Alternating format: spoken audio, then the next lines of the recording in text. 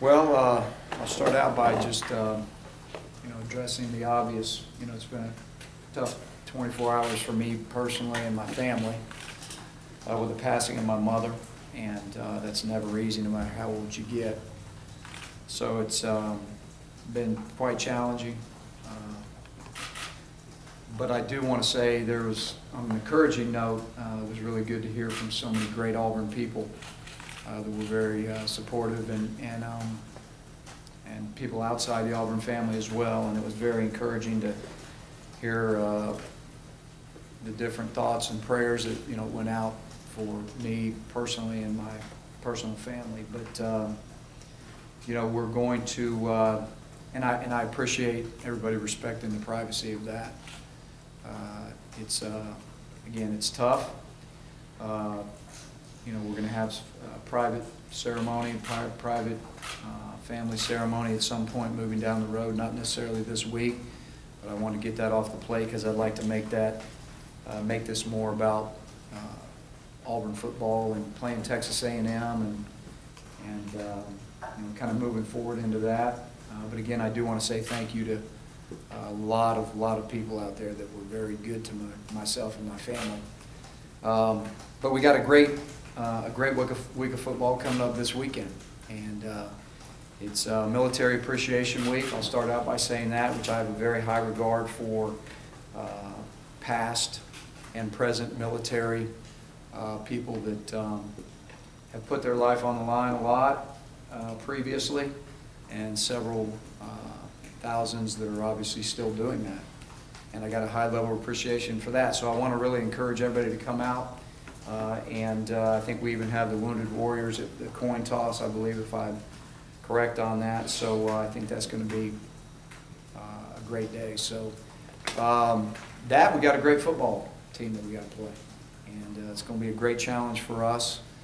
Obviously this is a very, very good football team. They've lost 2 football games against 2 top 5 teams, and those are the 2 games that they've lost. So they're very good. They're playing with a lot of confidence. Played a close game against LSU last week, and explosive, as everybody knows, very explosive offensively. And so we got our challenges there with containing their quarterback and their running game, and they lead the league in just about every category offensively there is. There are at least 1 or 2 probably in just about all the most important categories. Defensively, again, they're very aggressive. They have an elaborate scheme defensively that allows them to be very productive in terms of negative plays. And so we got our work cut out for us, but we're looking forward to the challenge. It's another great opportunity for us to get out there and try to improve Saturday, and it's great to be home at Jordan here for the next month, and this will be a great start to that month. So we're looking forward to it, and it'll be a great challenge for us. Gene, how is their version of the spread or whatever? Is it different than others? It's a little bit probably different than some, Philip. It's a very tempo-oriented attack, number one, and I think that becomes very problematic. If you look at their games, they can run anywhere from 75 to 105 plays in a game. We're in that area. So the tempo and the speed of their game is very critical in teams being able to line up and get their defense set. So that limits you a little bit. If the speed and the tempo is very quick, that limits you a little bit in terms of how complex you can be, because the name of the game is to get to the quarterback. But as we know, their quarterback is very athletic, and he's the leading rusher on their team. So he escapes, and they have designed runs for him as well. And so it's a tough scheme, but they spread it out with the receivers with a lot of 3-by-1 formations, empty formations. They're very good at throwing the ball down the field. They've got an offensive line that they're very, very effective when it comes to protecting the quarterback. They got a lot of experience there, and and then of course the quarterback does so much with his feet, being very elusive and extending plays. So all the way around, there's a reason they're where they are in our league in terms of productivity. But it's your, and again, there's a lot of versions of the spread offense, but theirs is just, theirs is it's very well run, it's very well coached, and they got some players in the offense that are very productive. You've seen this offense, or at least an offense that runs everything through the quarterback. Obviously, 2010, you guys have that. How important is it to have a quarterback? And the fact that Manziel's so young to be that, I guess, mature in the way he runs his offense. How hard is that? And how? I guess two parts. How good is he, and how hard is that to stop him? He's very good. He's a young guy that really is very mature beyond his years. If you just watch his film, he's got really an uncanny ability to just get a feel for the game and the pass rush, and just he sees things, and he's got just great vision for the field. He's got great vision for the field, and he extends plays. I've counted back there sometimes, and he stood back there for 10 seconds before he ever made a move. That's a long time for a quarterback. And so that says a lot about his offensive line. And then, he's got opportunities to, make some things happen, extending plays with his feet, making decisions down the field. So, he's very productive, and he's very good. They help him a good bit with getting him into the right plays, obviously, which takes a lot off of a young quarterback. So, all those things combined, I think that's why you're seeing this offense, being, pretty high octane. Going back to LSU week, a lot of your defenders talked about embracing that moment and that stage. Can this be a similar situation night game against an offense like Auburn? Absolutely. I think it's a tremendous challenge for our defensive guys, and I think it's one that they're really going to embrace. The LSU game was a very challenging game for the obvious reasons, and this is really the same way. Two different types of teams, but same type of challenge. And again, I think it's going to be a great night venue, and it's going to be a fun game to play for our defense. They got to go out there and they got to execute. They got to get lined up, and they got to play with a lot of intensity and passion. And again, this game could be, depending on how you play on defense, a 75-play game or a 105-play game, depending on whether you can get off the field or not. You mentioned the tempo in their spread the past couple of weeks, especially last week. Both you and Brian Van Gorder mentioned tempo being a problem, especially in those game-opening drives, those drives at the end of the half, opening the second half. What do you have to do differently, especially against a team who's going to look to do this possibly all game long? Yeah, all game.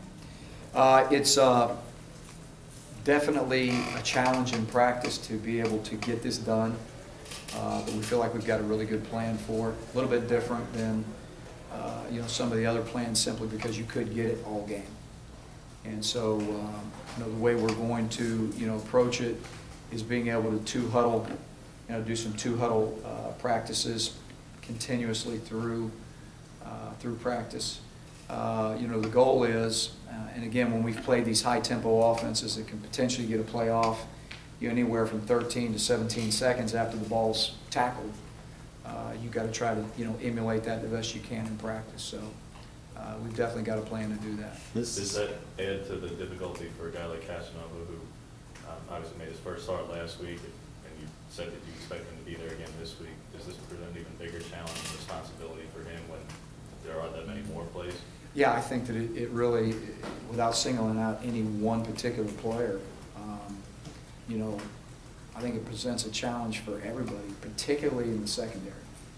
Because what you see is that if you're not lined up properly in the secondary, against a team that will throw the ball vertically down the field so much, that's where you see guys running wide open.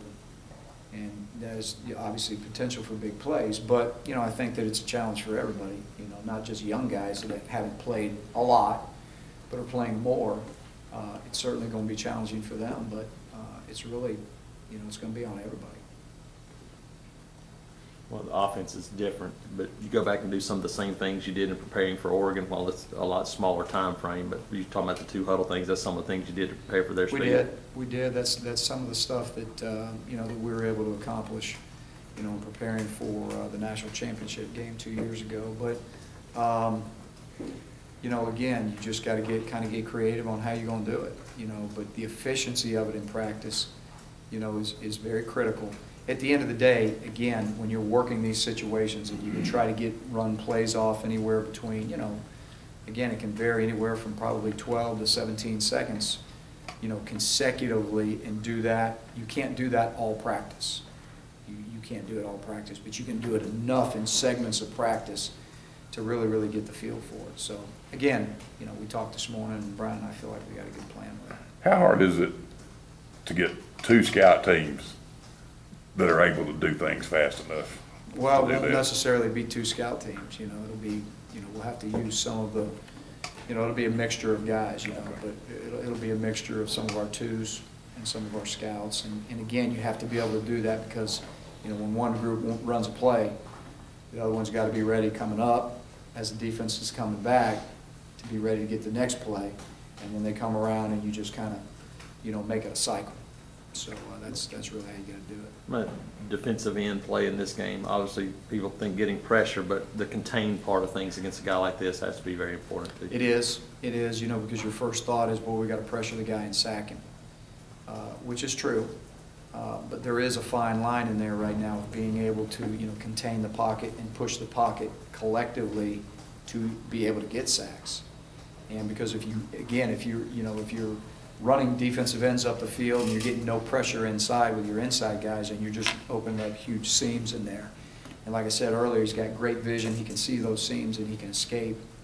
And then, you know, you're looking at potential disaster down the field, whether it's with his feet or him buying more time for a receiver to come open. So, again, I think you got to be very smart on exactly how you rush him.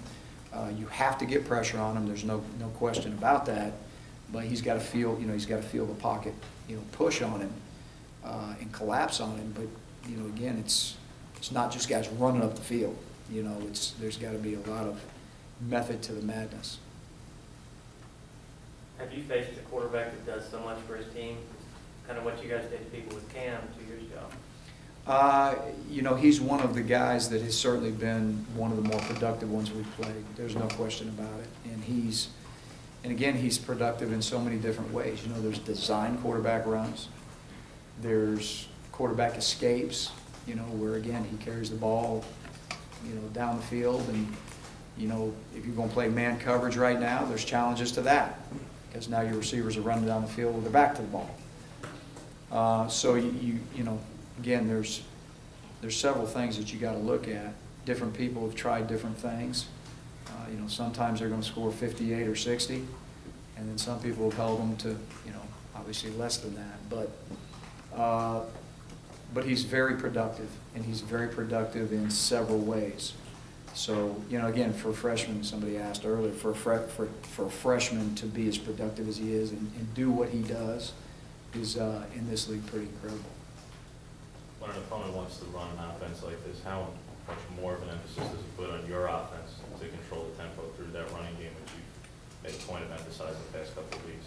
Yeah, it's huge. It's huge. You got to be. We got to be able to get first downs offensively. We got to be able to get first downs. We got to be able to control the time of possession to the best of our ability. You know, again through run, play, action. We got to be able to convert on third downs. You know, that's been our Achilles heel, as we know. But you know, getting the offense, getting the ball in our offense's hands and keeping it is, you know, that's going to have to be something that we got to be able to do. Got to be able to accomplish that. Protection problems have sometimes limited your ability to get down the field. How much of a challenge does Montre Moore and the rest of this A&M defense present? Well, you know, their blitz packages are very exotic. You know, they do a lot of three down. You know, they do a lot of three downs. They do a lot of different problematic pressures. So we're going to have to be very, very good at whether we're going to, you know, protect with 6, protect with 7, but we know we got to protect the quarterback. That's been a big point of concern for us, but for us to be able to survive and really, you know, convert on third downs, you know, we've got to, you know, that's where we've got to tremendously improve. Gene, when you look at the big picture, obviously the 1-6 start and everything that comes with that, but also the off-the-field things you've had to go through both this summer and now. How are you doing, first of all? But also, can you just talk about the difficulty of the year for you? For me personally, you know, I'm the leader of the program. I'm the leader of Auburn football, so that's my job.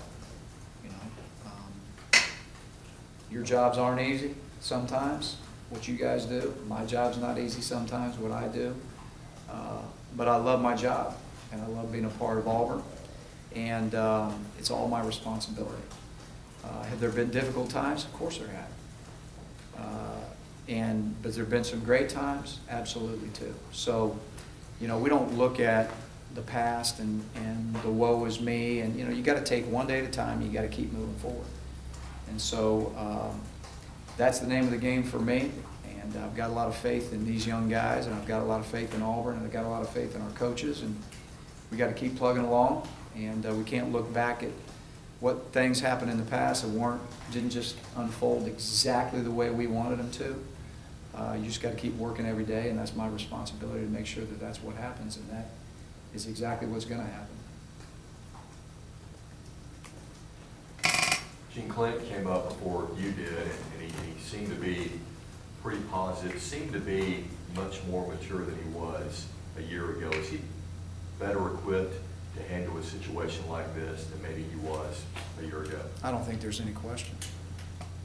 I'm not sure exactly what he said, and I'm not sure exactly how all that went, but I know this, as a young man and where he is, I think he's grown a lot. And, you know, he's a guy that, you know, is really just trying to become a better football player, to be honest with you. And that's really what that's really where he's trying to, you know, work to every day in practice for the last 2 and 3 weeks of really seeing a guy come on and really, you know, try to be, you know, just try to be an improved player. So it's very good to see, but I don't think there's any question he's grown up a tremendous amount in the last year. Gene, there's no depth chart yet this week. Is there any decision on the quarterback position? No, you know, again, we're gonna go into the week, and we're gonna let it unfold like the last two have. And again, I mean, we got to look at health of guys and things of that nature too. So it's going in. It'll be the same. You know, we'll go ahead and look at it starting today, and see what ends up by Thursday. Any injury update on guys like before? You know, the injury updates really are pretty similar to what I said. You know, Sunday. Let me, you know, I do want to say this about Philip Lutzenkirk, and it's really, you know, in our team meeting Sunday, you know, I said to the team, you know, this is a guy that, you know, he's crushed right now. He's put so much into Auburn and came back, and you know, he's really tried to play all year with just, you know, a painful, you know, kind of a painful injury right now that, you know, he was pushing through and he was pushing through and he was pushing through, and, you know, he just couldn't do it anymore. And, you know, he's crushed when, you know, you have 5 weeks left in the season, and then all of a sudden, you know, your season's over. And again, he's going to have surgery this week. It's going to be a long rehab process for him. But I do want to say that I'm very proud of him, and trying to push through in a year that was tough for him physically. Never gave up. Never. He went till he couldn't. He went till he gave out. Couldn't go anymore. I got a high level of respect for any young guy that does that, and he certainly did that. But to speak of the rest of the injuries, I think we're pretty much in the same spot that we were. The other day, D. Ford is a work in progress. Several others are too. So we'll continue to monitor that as the week goes on. With Lutz, do you anticipate him having any special role more so than, you know, just an injured player as far as? Well, we definitely want him to be around all the time, and you know, again, we don't know exactly what that's going to look like after he gets his surgery. But he's part of this football team. He's part of this family. He's been a great contributor to us since he got here, since he was a true freshman. You know, what a career he's had here. So he's going to, you know, he's always going to go down, you know, here in the record books as a guy that's an Auburn man and been very productive. So we want and expect him to be around here all the time, and that's who he is. He'll be here he'll be here for meetings. He'll be here for practice. That's just who he is. Gene, he has seemingly tried to use his popularity to really do a lot of things away from football. Could you just talk about that and what you've seen of that? I think that's the mark of the man. You know, I just think that that's, you know, we try to get our guys here to understand the importance of being able to give back to other people. And, you know, you can go back to, you know, cancer patients that probably, I don't know any of you know anything about it or you don't, but cancer patients is behind the scenes. He really tries to, you know, encourage and embrace and meet with and talk with. And I mean, that's just one small example, but he's done that since he's been here. And that means a lot because that's a sense of responsibility that all of our guys have, whether they know it or not. Some do more than others, but he's certainly one that he always has done that. This Phillip guy could play in the NFL, you think? Yes, I think there's no question that he's, it's going to be challenging how these next 5 or 6 months unfold, depending on how his, you know, how his injury and how the recovery process is for his injury. But, you know, I think that's part of his pain too, you know, and again, I think that, you know, he's a guy that certainly has that opportunity. He'll take advantage of it the best way he can, but, you know, I'm sure that's weighing heavy on him as well. Appreciate it.